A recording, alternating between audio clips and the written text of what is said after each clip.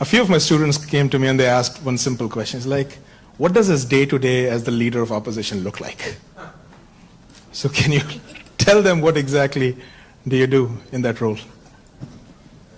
Yeah, first, thank you very much for coming here. It's an honor for me to come, and lovely to see so many people from back home, so many students.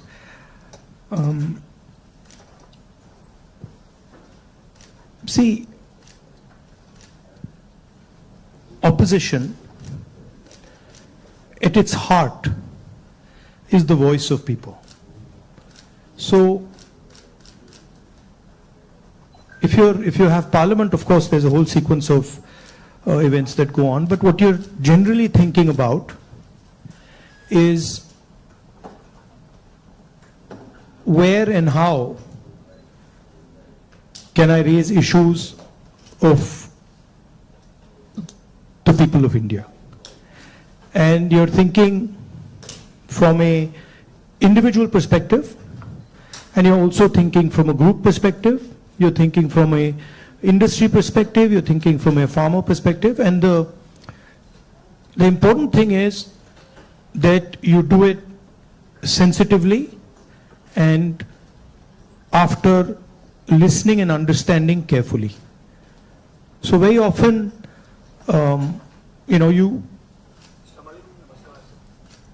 you see an issue in the beginning.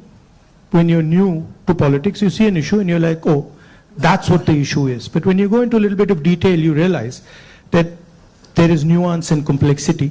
So understanding that nuance and then planning your day according to that,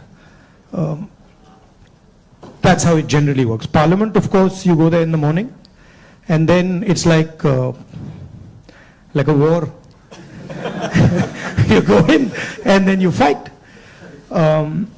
It's a pleasant war. It's reasonably fun at times. It can get nasty also, but it's a war of ideas, war of words, and we are trying to put our point of view across, and the government is trying to suppress our point of view. So that's how that works. And then there are a lot of people who come and see you, different types of people, party people,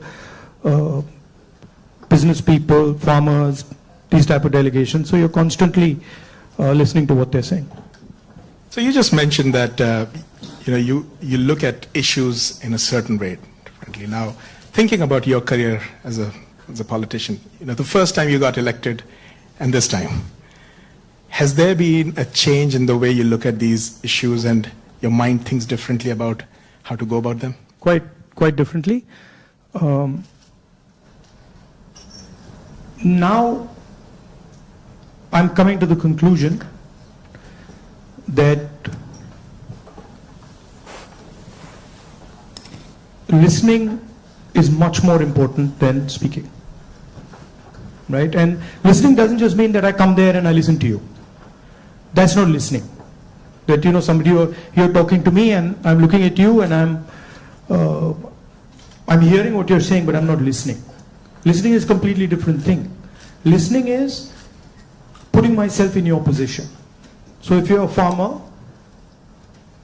going into the person's life, going into the person's day-to-day life, and then understanding what he's trying to tell you.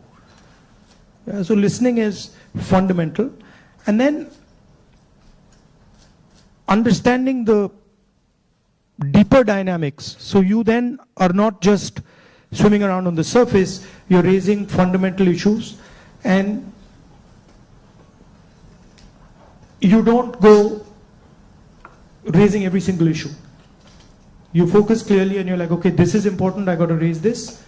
This is something important, I got to fight for this. This is something important, I got to fight. So you choose your battles much more carefully.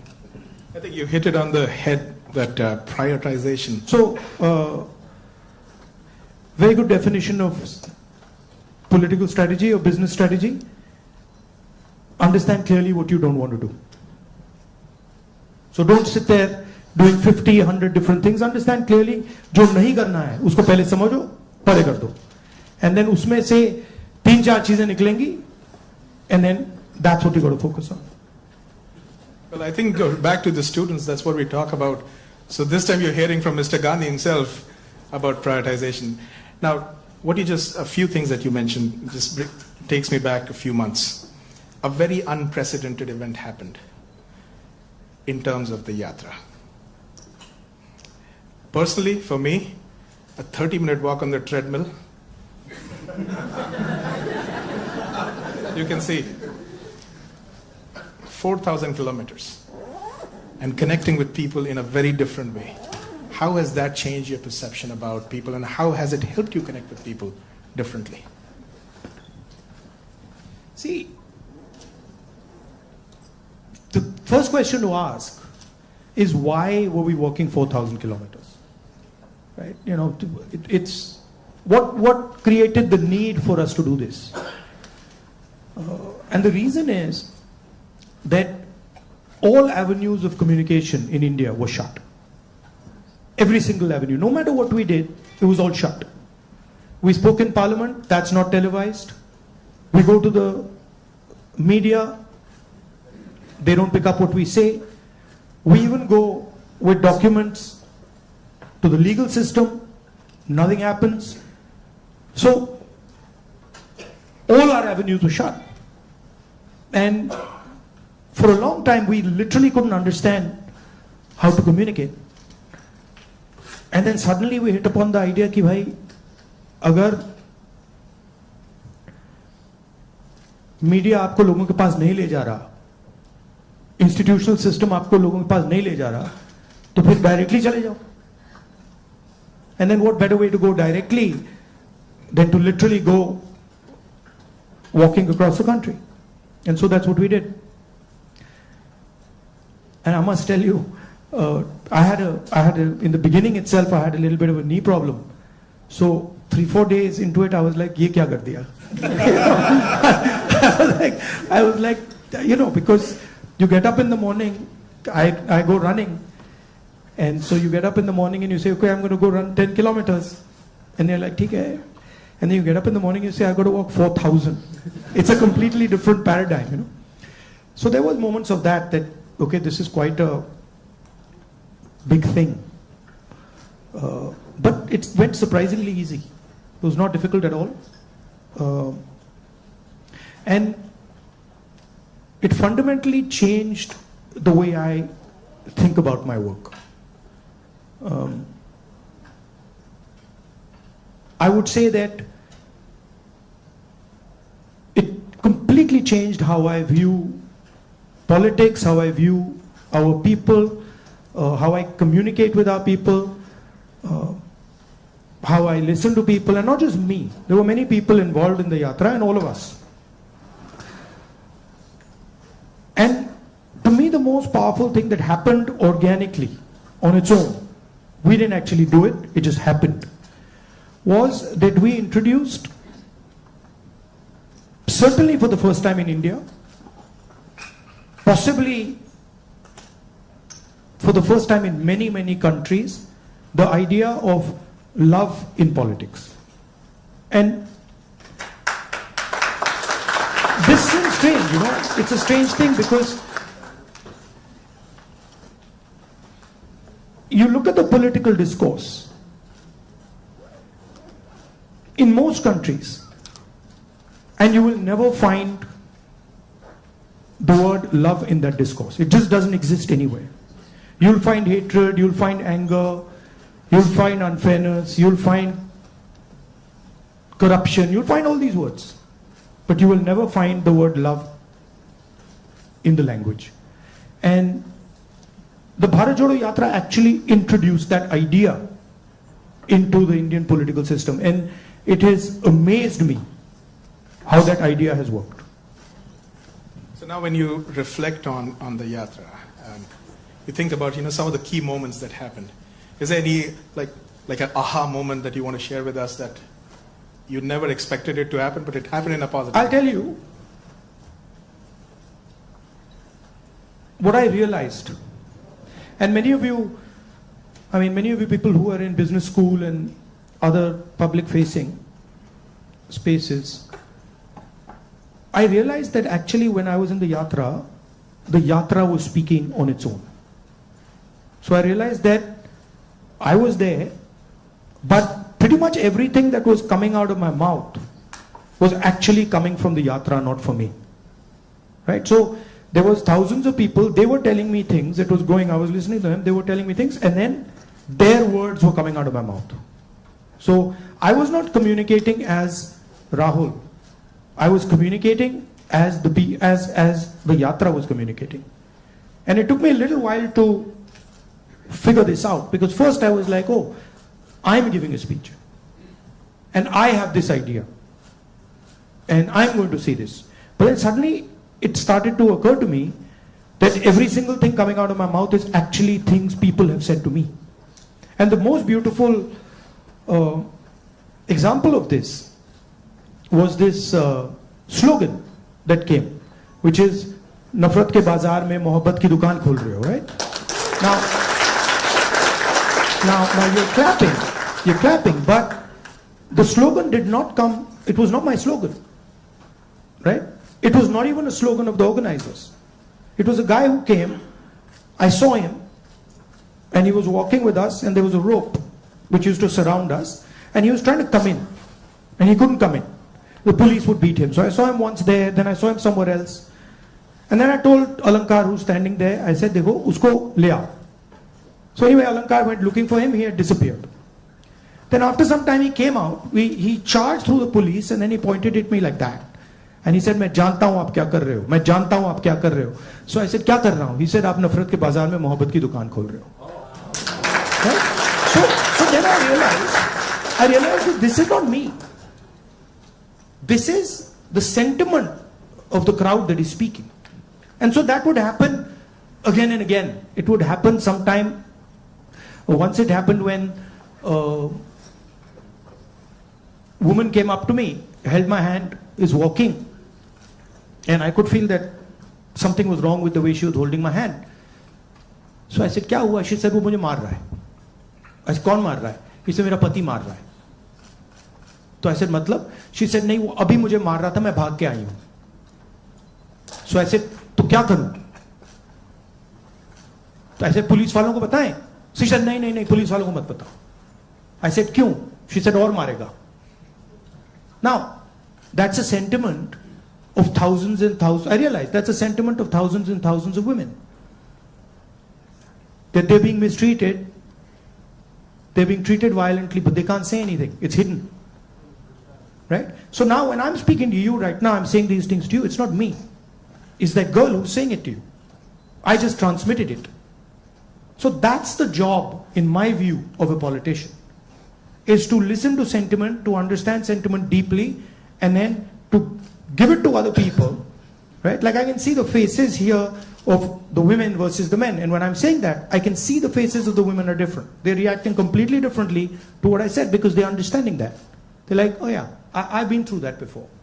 Right? So that's the idea. The idea is not that Rahul Gandhi has some fantastic vision for the country and now he's going to project the vision to the country. The idea is, what is the country saying? What is the country feeling? Right? So, in our system, I always used to wonder why this idea of sort of annihilation of the person. You know, if you look at Mahatma Gandhi, you see him in a sense destroying himself. You know, when he's in university, if you see his pictures, they're very nice suit, very nice hair combed, and then slowly you start to see that those things start to fall away. His clothes fall away, his fancy suits fall away, everything falls away. So there's a sort of almost a destruction of the person taking place. And you can see this in many of our leaders. And the reason it's happening is because the person is actually dying and the voice of other people is taking over. Right? I don't know, I'll give you an example. Do you know what Devta means in the term Devta? Do you know what it means? Yes. No. No, it doesn't mean God. The deity. No, it doesn't mean the deity.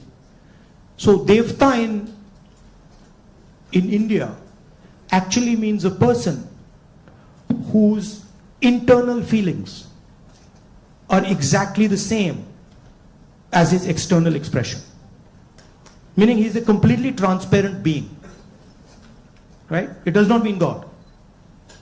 So if this person tells me every single thing that he believes or he thinks, and he tells it to me, that's the definition of Devta. Right? It's the idea that you destroy yourself. Right? So to me, that is interesting about our politics. How do you suppress your own ideas? Right? How do you suppress your own fear, or how do you suppress your own greed, or how do you suppress your own ambition and absorb other people's fear, other people's ambition? I think before we go to the next question, this needs a big, big round of applause. So we just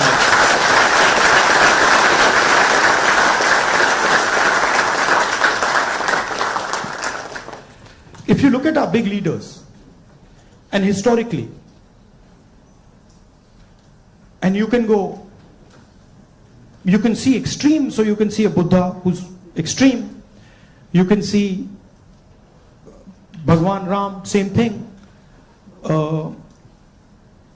You can see Mahatma Gandhi. The basic idea is the destruction of the identity. The basic idea is the destruction. The basic idea is the destruction of the self, right? And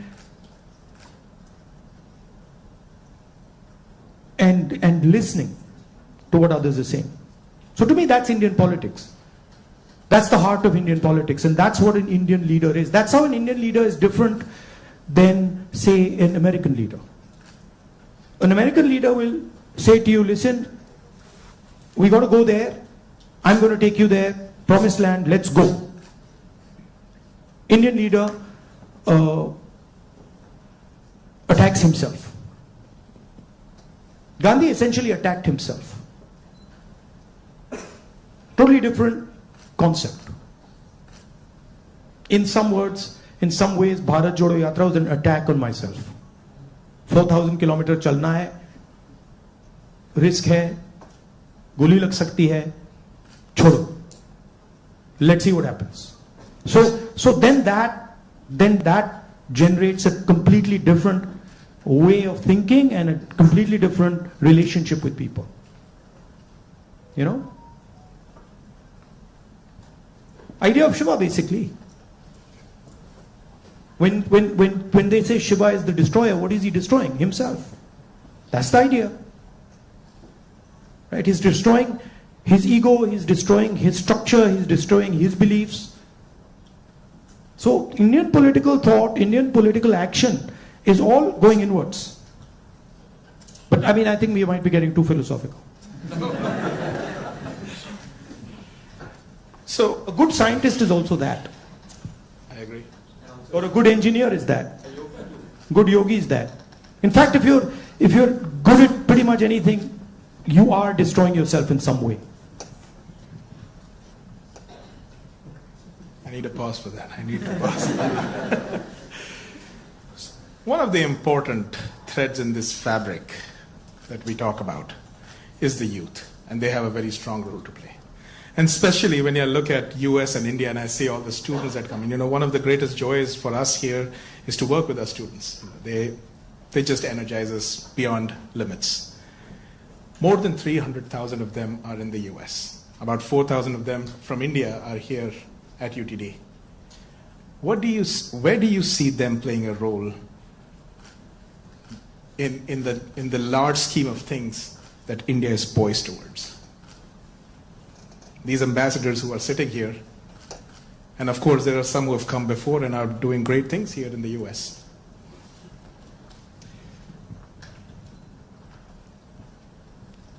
In one way, there you are a bridge between the rest of the world and India.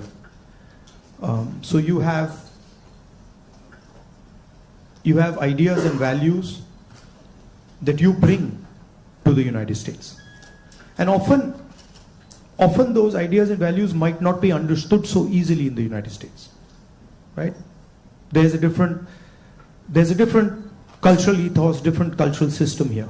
But your ideas are as valuable as anybody else's.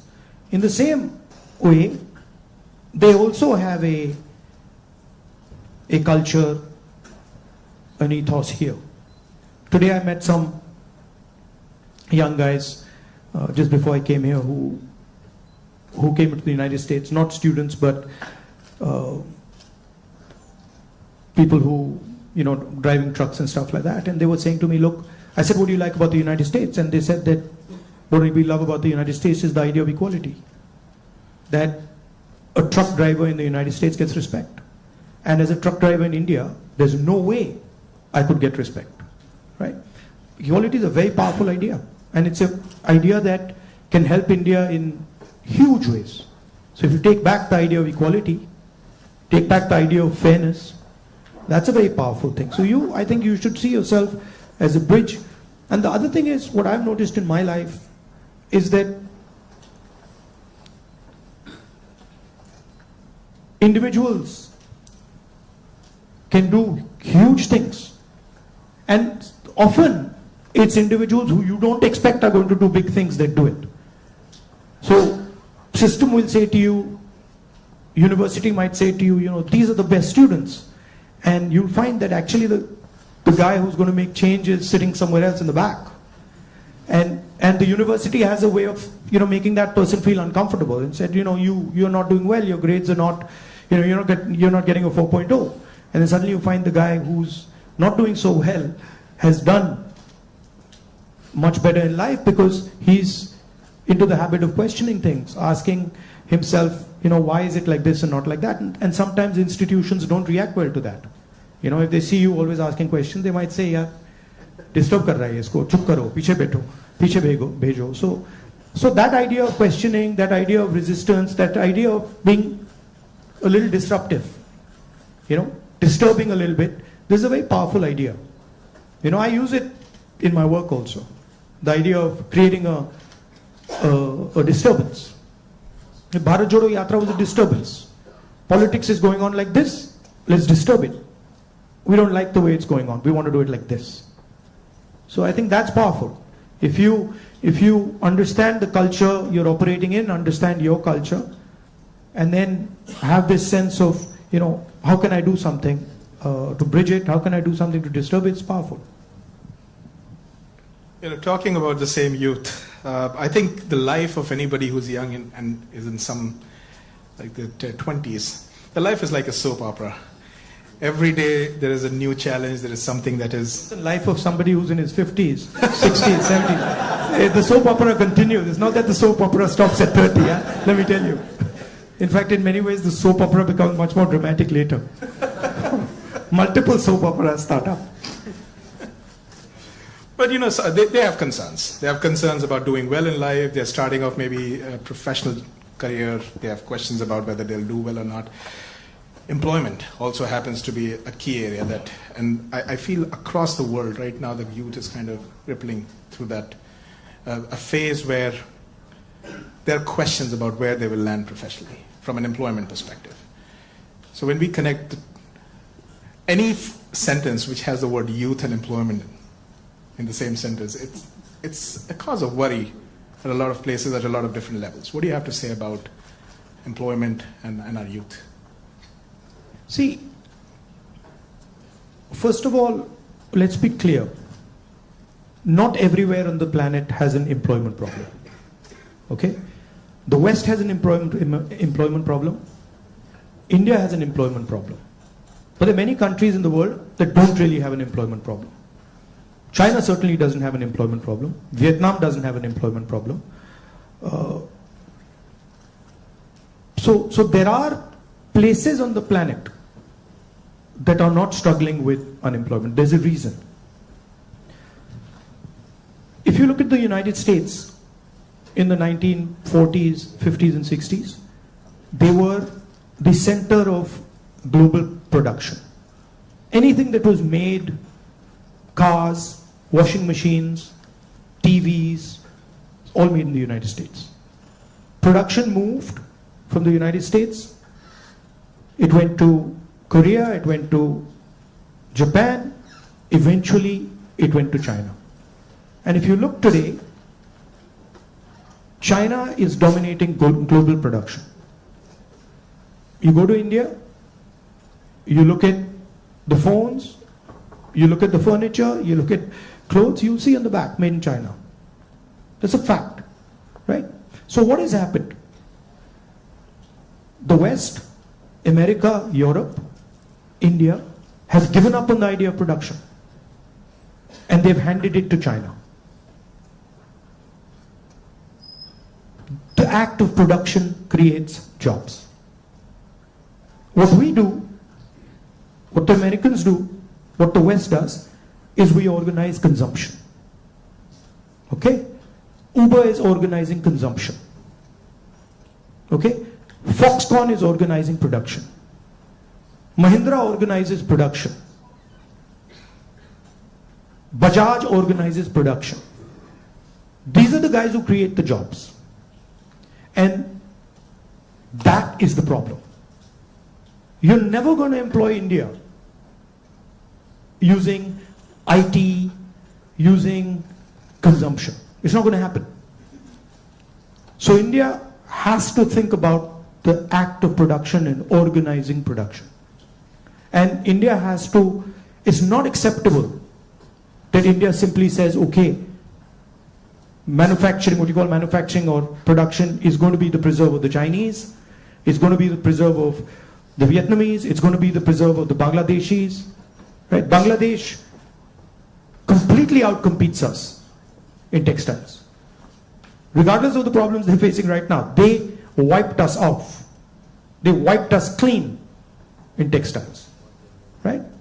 So we have to reimagine how to produce in a democratic environment. Until we do that, we will face high levels of unemployment. And frankly, it's not sustainable. So you're going to see that if we carry on down this path of forgetting about manufacturing, you're going to see massive social problems coming in India and in the United States and in Europe, right? The polarization of our politics is because of this. We're getting ready to ask a few questions from the audience. Can we have the runners with the mics? But while we do that, Rahulji, in this, what you just spoke about, that even if people are fine with the way their jobs are and they're secured, we have a new challenge in the name of AI. And there's a lot of fears around that AI is going to take jobs away. Do you feel so as well? Again,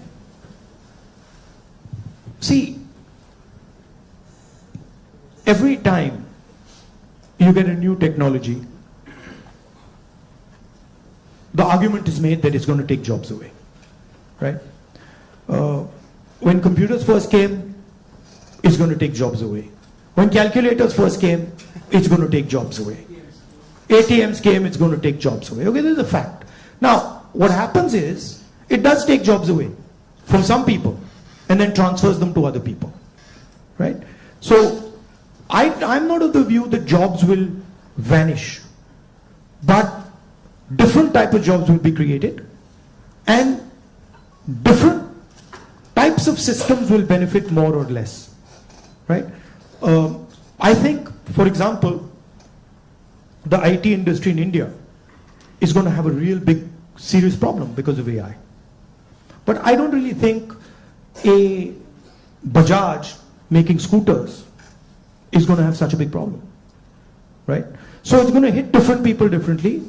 It's going to take away some jobs, it's going to add some jobs. And if you're positioned properly, it's an opportunity. And if you're positioned badly, you're in trouble. I mean, I remember Mr. Vajpayee gave a speech that Indians don't need computers, right? And somebody else gave a speech that Indians don't need English. Computers created millions of jobs in India. It's a fact. So it depends. It depends how flexible you are and how well you're looking at the future. Thank you so much. We do have some folks here who would like to ask a few questions. So Can we get a mic here, please? Mr. Shroff, right here. Oh, Okay. First, let me. Okay. I have two questions. So first of all, thank you for the opportunity. let's keep it to one question, please. Yeah. Yes, one question. So India has a young population. So what are your plans to modernize the education system and bridge the gap between the education system and employability? That is the first question. Let's keep it to Sure. one, please. Thank you. Nimish. Should I just answer this one, or you want to get? Okay. I'll try. I think many people say that India has a skills problem. I don't think India has a skills problem. I think India has a skill respect problem. So India doesn't respect people who have skills. But I don't think there's any limit on the skills that are already available in India. Okay. Second, our education system doesn't connect with the business system. So you have a business system that is operating on its own, and you have a sort of ivory tower education system. And the education system in no way connects deeply with the skill structure of India. So I think bridging that gap, linking those two systems of skill and the education system, vocational training, I think is fundamental. I think currently huge problem in the education system is the ideological capture. So, feeding ideology through the education system. Most of our vice chancellors today are placed by the RSS. It's an organization that has a very particular perspective on life, on history, on the future. That's really damaging. Having one organization that is placing all its people in our education system, I think that's damaging. So ensuring that people who run our education system are independent, are not, ideological, or are not committed to sort of a particular way of thinking, I think is important. Thank you. Dr. Gupta. Rahulji, I have a question. What's your vision of creating growth in the industry, manufacturing? No, I don't see. Again, what I think is not as important as what the large mass of Indian people think, right? One problem that you simply cannot solve if you continue on the direction we're on is giving our blue-collar workers jobs. You simply, if you carry on this road, you simply cannot do that, right? The only way you're going to give our large mass of people jobs is if you start producing things, if you start manufacturing. And the foundation of manufacturing, you don't just start manufacturing cell phones, right? It is a sequence, right? So you have to go up the value chain if you want to manufacture. A lot of people say, oh no, you can manufacture cell phones directly. Well, cell phones are not being manufactured in India. Cell phones are being assembled in India. It's a different thing. Meaning components are coming from China and those components are being assembled in India, right? The reason China can develop those components is because they have a huge infrastructure that has manufactured many different things, many different types of things before. So you cannot get away from that basic stuff. And I think you have to have a vision for production. For example, our GST is designed against production. It rewards consumption, it punishes production. States that produce are harmed, right? Large monopolies huge monopolies harm production, right? They influence the policy regime so that players cannot produce. So these are some of the things that you would have to look at if you want India to start producing. I'm convinced India can produce with no problem. I'm convinced that India can take on China if you start aligning the country for production and if you start respecting skills. I'm absolutely convinced of it. And states like Tamil Nadu have already shown it. Right? It's not that Indian states have not done it. Pune has shown it, Maharashtra has shown it, Tamil Nadu has shown it, Karnataka to an extent has shown it. Right? So it is being done. But it's not being done at the scale and with the coordination that it needs to be done. I'll give you an example. You take any district in India, you will find that there is a historical network that produces there. You go to Moradabad, you will find brass, right?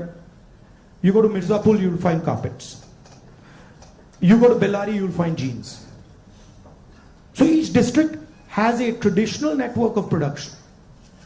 Now, how much support are those people getting? You want to create a brass industry, create it in Moradabad. Open the banks to them, infuse technology, support them, and I guarantee you, they will take on China. Right? And you can do it in every district.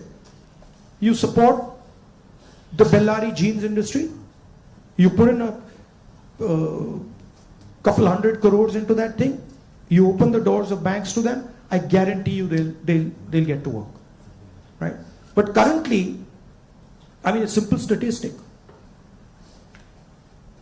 16 lakh crore rupees of bank loans have been forgiven to 25 people. 25 people. Right? Do you realize how many industries you could set up with that? And they've just been forgiven. Right? When we forgive farm loans and we say, okay, we're going to forgive 70,000 crores for all India's farmers, the press suddenly jumps up and down. And 16 lakh crores have been forgiven without a word. And whose money is it? It's taxpayers' money. Where's it come from? It's come from your pockets. So why should 20 people get this massive free gift? Why should one person, suddenly have all the ports, all the airports, all the defense contracts? What is happening when you do that? You're taking away money from people. Instead of having one business that runs all the airports in the country and one business that runs all the ports, you could have 10, 15, 20. Right? So it's all destruction of economic activity. Thank you. We can take something on this side. Can we have the mic? Can we please have the mic here? Rakshit, go ahead.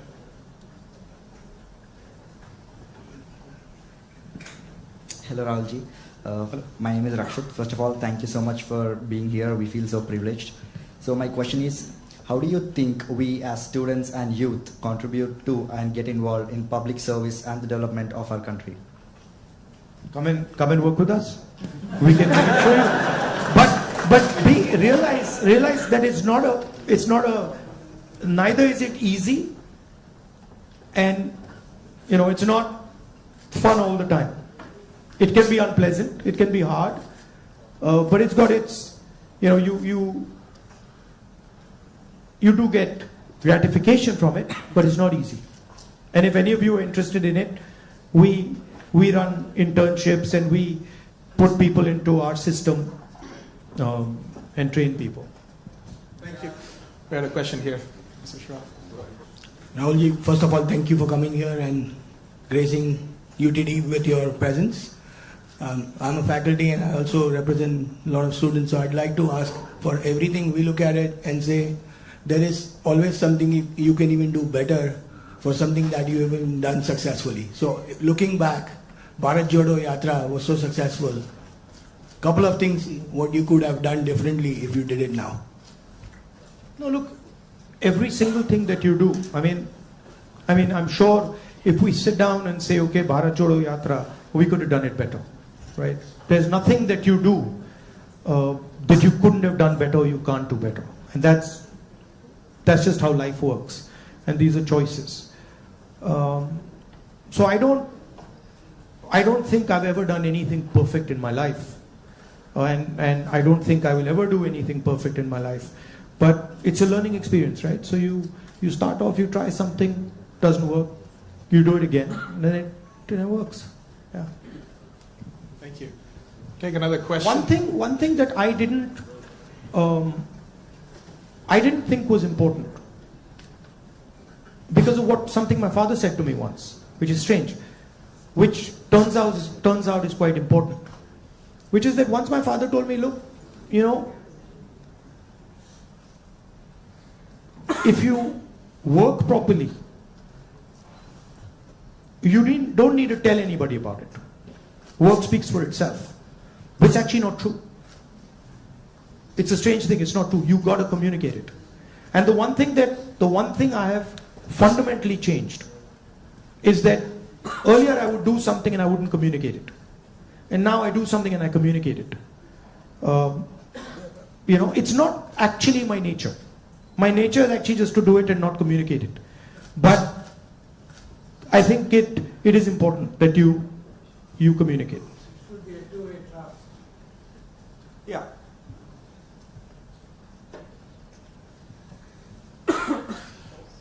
All right. Yes, let's go there. Can we have the mic? My eyes feel like a lot of machine right now. I'm trying to pick up which one I see. Where is the mic? Jitesh? Go ahead.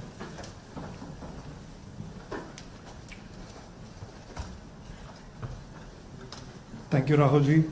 So, as my friend Rakshit was saying, like public into service or public into politics, which one you prefer? Like one Indian youth should be more into service or like complete into politics? Look, don't have a rigid idea of what political action is. And in the same way, don't have a rigid idea of what service is. Those two can overlap, right? Politics is much broader than fighting elections or giving speeches, right? Politics is about influencing how people think, and you can be very political and not be directly involved in the political system, right? Or you can be deeply involved in the political system and not be doing politics at all. So I don't think you should think that those are two different avenues. You should do what you like. And in what you like, you can do politics without a problem. I think we have time for another couple of questions, right? So, Dr. Mehrotra, can we have the mic here, please?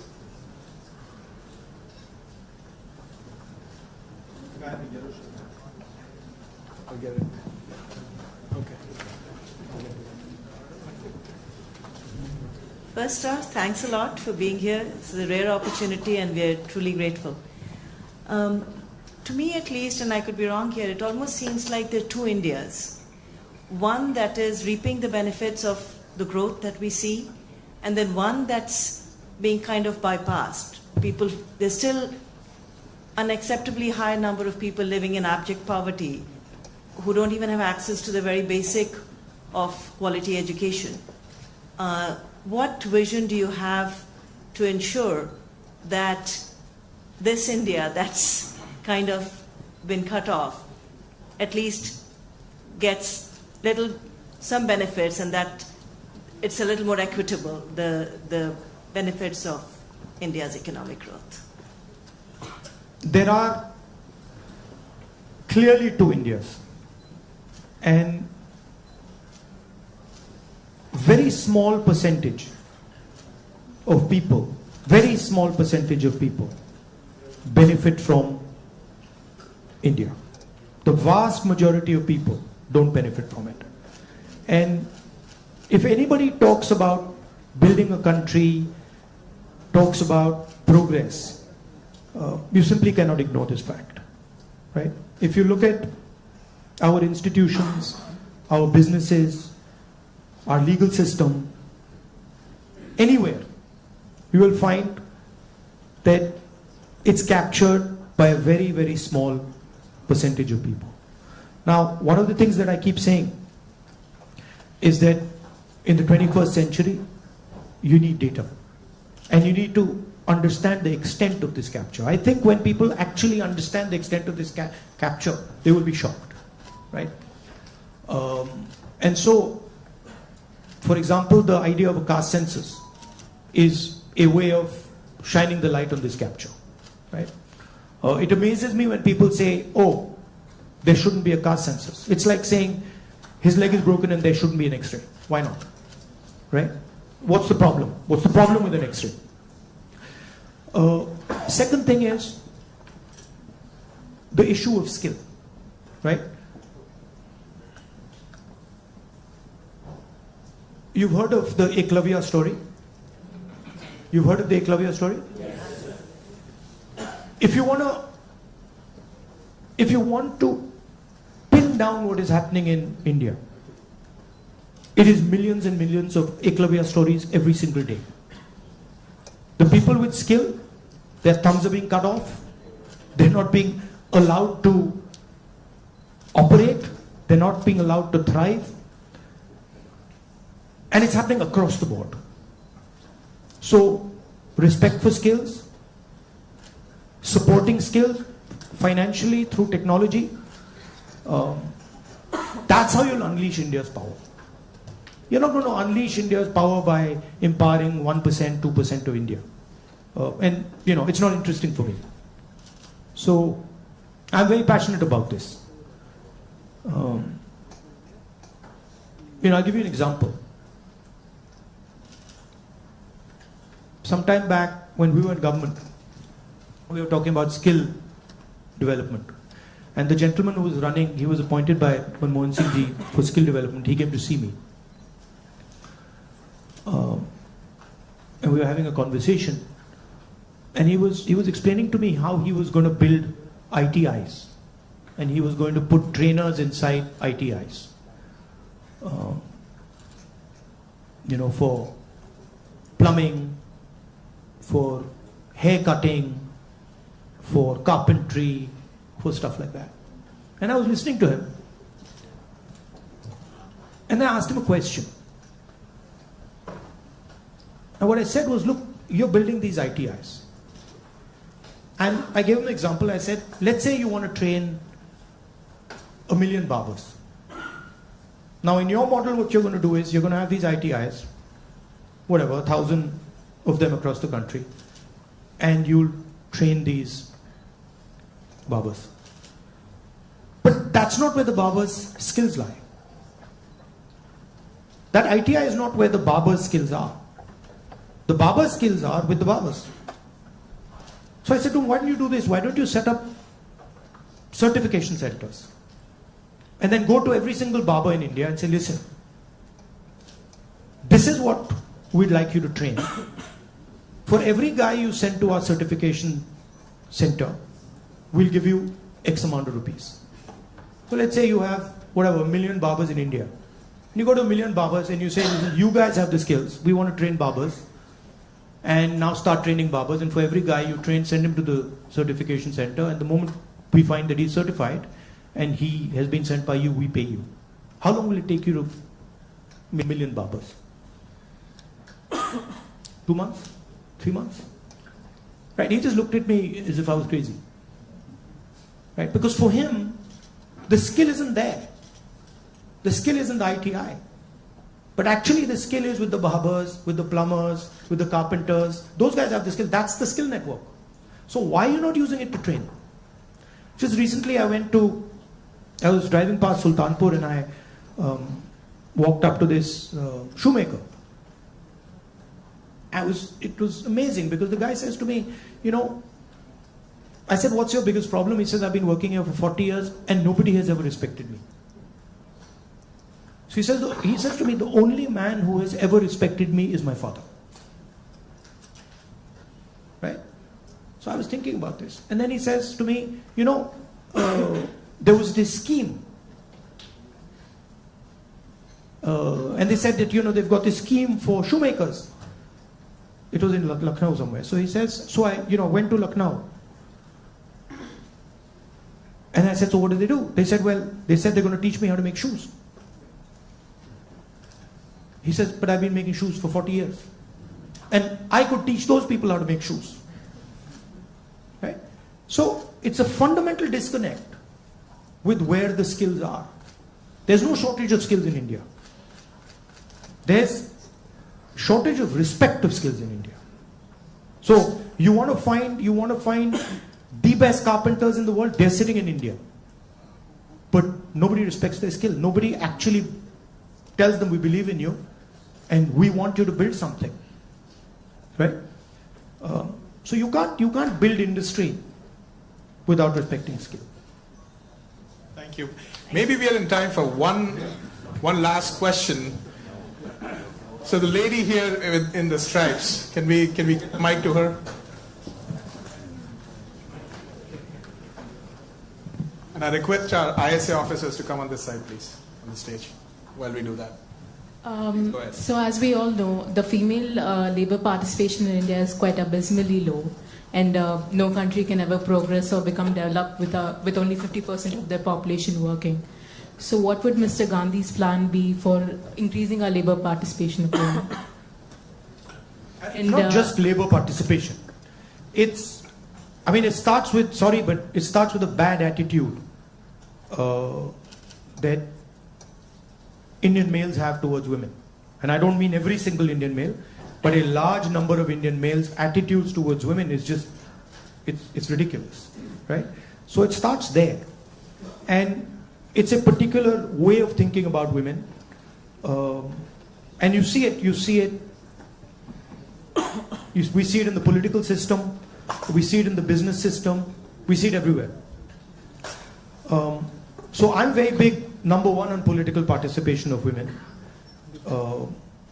Reservation bill to start with.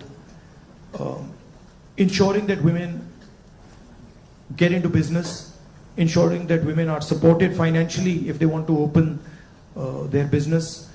And then making sure that it is made easier for women to participate, right? Women have their own particular issues that you need to take care of before they can start to participate. So I think the first thing is of thinking of women the same way you think of men, right? That they can do anything men can do, if not better, and that they are equal and better in many, many things.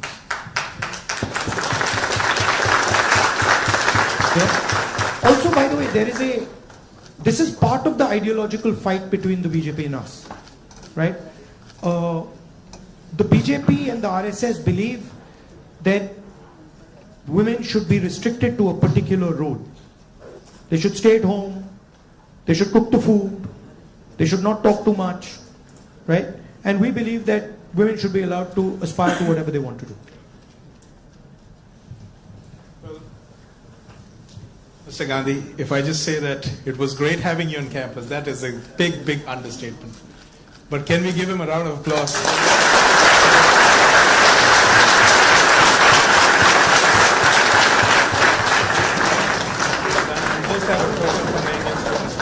All right, at this point, folks, let's be in our places. Mr. Gandhi, once he exits the room, we can all, in an orderly fashion leave. But I would like a few of our ISA officers here, who are the organizers for the event, to just present a token to Mr. Gandhi here.